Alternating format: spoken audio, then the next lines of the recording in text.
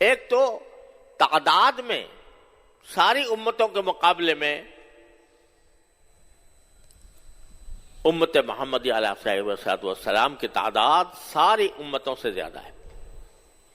ایک حدیث میں آتا ہے کہ رسول کریم صلی اللہ علیہ وسلم نے فرمایا کہ مجھے دکھائی گئیں امتیں تو میں نے پچھلے انبیاء کرام علیہ السلام کی امتیں دیکھیں تو کسی نبی کے ساتھ ایک جماعت تھی، محدود جماعت تھی، کسی کے ساتھ 2-3 ہی آدمی تھے، اور کوئی نبی ایسا بھی تھا کہ تنہا تھا، کہ اس کو بھیجا گیا لیکن اس کی بات کسی نے نہیں مانی اور اسی حالت میں وہ دنیا سے چلے گئے۔ کسی کے ساتھ 1 آدمی، کسی کے ساتھ 10 آدمی، کسی کے ساتھ ایک جماعت، کسی کے ساتھ 150 آدمی۔ پھر اچانک مجھ پر ایک امت دکھائی گئی جس نے، جو ایک ایسا لگ رہا تھا کہ پہاڑ سارا کا سارا اس امت سے بھرا ہوا ہے۔ تو میں نے پوچھا جبریل علیہ السلام سے کہ یہ کون لوگ، کس کی امت ہے؟ تو مجھے بتایا گیا کہ حضرت موسیٰ علیہ السلام کی امت ہے۔ اس کی تعداد بہت تھی، پہاڑ کے اوپر، لفظ یہ آتا ہے کہ پہاڑ کے اوپر وہ چھائی ہوئی تھی۔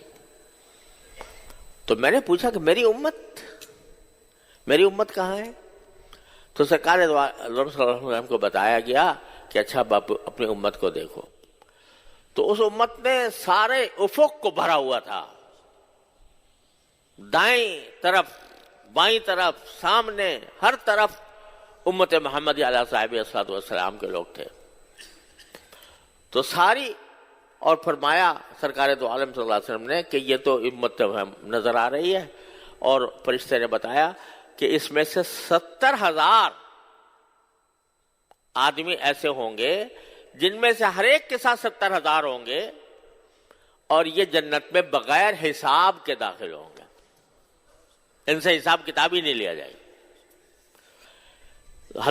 ایک دوسری حدیث میں سرکار دو عالم صلی اللہ علیہ وسلم نے فرمایا، اس بات کو بتایا کہ 70,000، اور 70,000، ہر 70,000 میں ہر آدمی کے ساتھ مزید 70,000 ایسے ہوں گے جو اللہ تعالیٰ بے حساب جن کو جنت میں داخل کر دے گا۔ ایک صحابی تھے حضرت عکاشہ بنت ابن محسن، وہ کھڑے ہو گئے اسی وقت اور کہا کہ یا رسول اللہ دعا کر دیجئے میں بھی اس میں شامل ہو جاؤں۔ آپ نے دعا کر دیا، کہا ہاں تم بھی ان میں ہو، سرٹیفکیٹ ہی مل گیا ان کو وہیں کہ تم بھی ان میں ہو کہ بے حساب داخل ہو جاؤ گے۔ اب جب دیکھا لوگوں نے کہ یہ سلسلہ چل رہا ہے تو حضرت عکاشہ نے اپنے لیے یہ سرٹیفکیٹ لے لیا، تو ایک دوسرے صاحب کھڑے ہو گئے کہ یا رسول اللہ مجھے بھی دعا کر دیجئے۔ فرمایا کہ عکاشہ تم سے سبقت لے گئے، یعنی اب یہ سلسلہ اگر چلا تو کہاں تک جا کے رکے گا، اس واسطے آپ نے فرمایا کہ عکاشہ سبقت لے گئے۔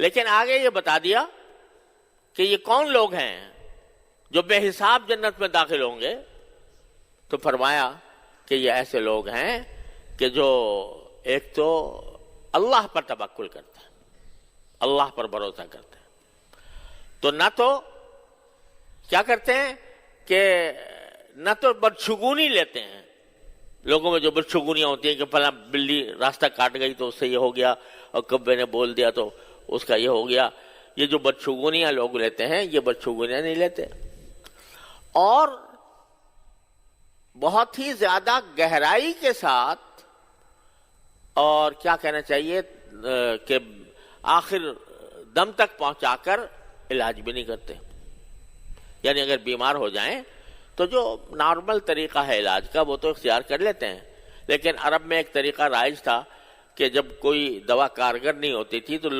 لوہا آگ میں گرم کر کے اس کو داغا جاتا تھا، اس کو داغنے کا علاج کہتے تھے۔ تو فرمایا کہ جو داغنے کا علاج نہیں کرتے، جس کا مطلب یہ ہے کہ بھئی علاج بھی اگرچہ سنت ہے اور کرنا چاہیے، بیماری کا علاج کوئی حرج نہیں ہے، لیکن علاج میں اتنا زیادہ آگے بڑھ جانا کہ جو غیر معمولی ہو، وہ پسندیدہ نہیں. جیسے آج کل آدمی بیمار ہو گیا اور بیمار ہو کر جب اس کی شفا یابی کی امید نہیں تو وہ کیا لگا دیتے ہیں؟ وینٹیلیٹر لگا دیتے ہیں. اس وینٹیلیٹر لگانے کا مطلب صرف یہ ہوتا ہے کہ ذرا اس کی دھڑکن چلتی رہے، سانس چلتا رہے، باقی کوئی خاص امید بھی نہیں ہوتی. تو اس قسم کا جو علاج ہوتا ہے کہ غیر معمولی بلا وجہ پیچھے ہی پڑے ہوئے ہیں کہ میں کسی طرح اس کو زندہ رکھنا ہے، تو یہ علاج بھی ایسا علاج بھی پسندیدہ نہیں. تو لا یکتوون، وہ لوگ جو داغ نہیں لگاتے، بدشگونی نہیں کرتے اور اللہ کے اوپر توکل کرتے ہیں، وہ ہاں. اور یہ بھی کہ یہ جو ناجائز قسم کے تعویذ گنڈے ہوتے ہیں وہ بھی نہیں کرتے. ولا یسترقون، ایسے رقیے بھی نہیں کرتے جو ضرورت سے زیادہ ہوں. لفظی معنی تو یہی ہے کہ زیادہ جو تعویذ گنڈے ہیں، عملیات ہیں، جھاڑ پھونک ہے، وہ ضرورت سے زیادہ نہیں کرتے ہیں اور اللہ پر توکل کرتے ہیں. یہ ہوں گے جو جنت میں بے حساب داخل ہوں گے. تو غرض یہ ہے کہ سرکار دو عالم صلی اللہ علیہ وسلم کی امت تعداد میں بھی ساری دوسری امتوں سے بڑی ہے اور ساتھ میں اس کو خیر امت کہا گیا کہ سب سے بہترین امت ہے.